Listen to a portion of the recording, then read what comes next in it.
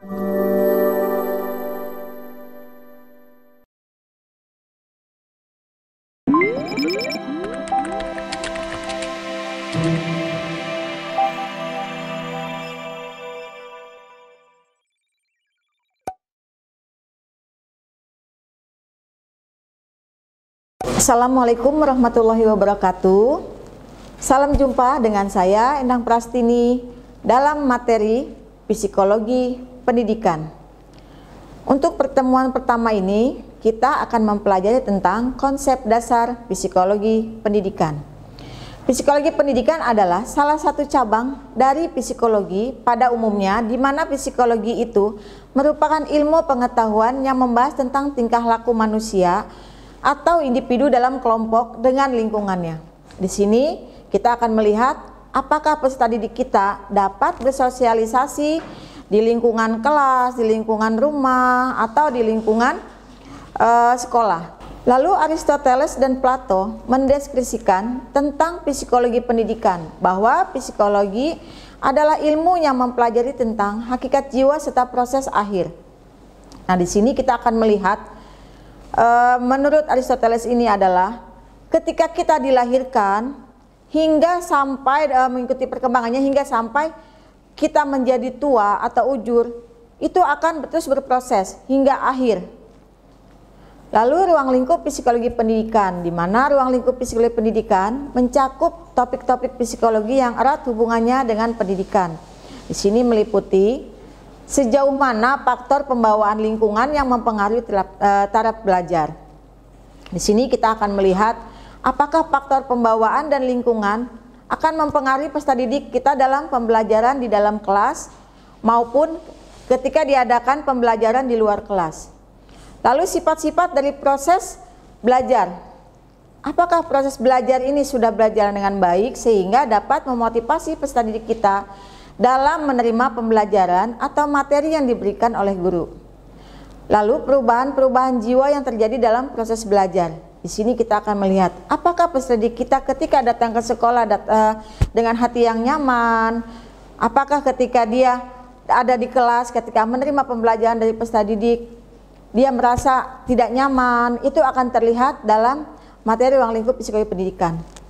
Lalu hubungan antara prosedur-prosedur mengajar dengan hasil belajar. Di sini kita akan melihat hasil belajarnya.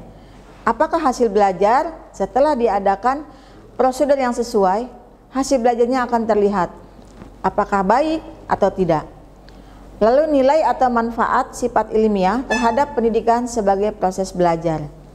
Di sini kita akan melihat nilai-nilai dari yang didapatkan peserta didik dalam proses belajarnya.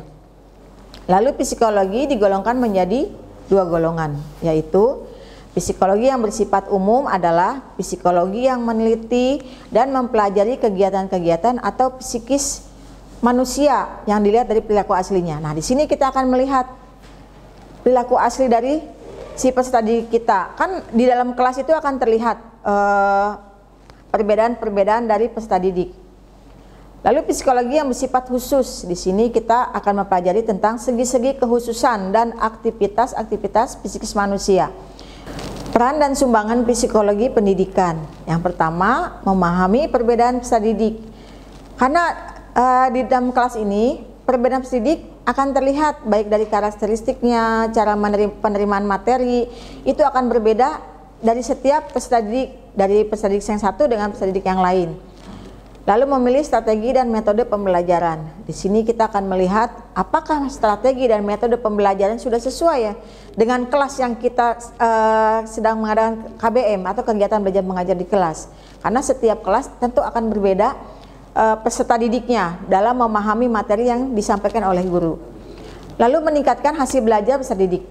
Nah, di sini untuk meningkatkan hasil belajar peserta didik, guru dapat melihat caranya bagaimana nih agar peserta didik kita nilai-nilainya akan berhasil atau potensi-potensinya akan terangkat. Contohnya dia berpotensi di bahasa Indonesia, mungkin guru dapat memberikan latihan-latihan belajar menulis atau dan lain sebagainya.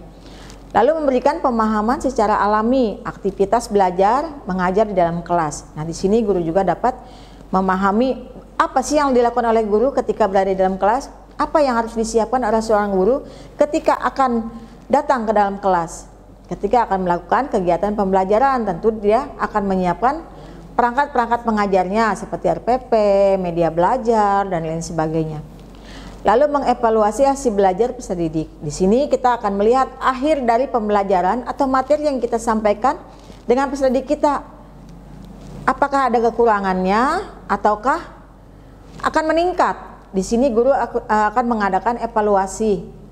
Di sini akan terlihat, oh ternyata saya dalam memberikan materi saya kurang, atau oh media pembelajarannya itu kurang atau tidak ada. Jadi kita akan bisa melihat ketika sudah ada evaluasi pembelajaran. Baik, untuk pertemuan kali ini kita sudah sampai di sini. Untuk lain waktu kita akan dapat bertemu lagi. Assalamualaikum warahmatullahi wabarakatuh.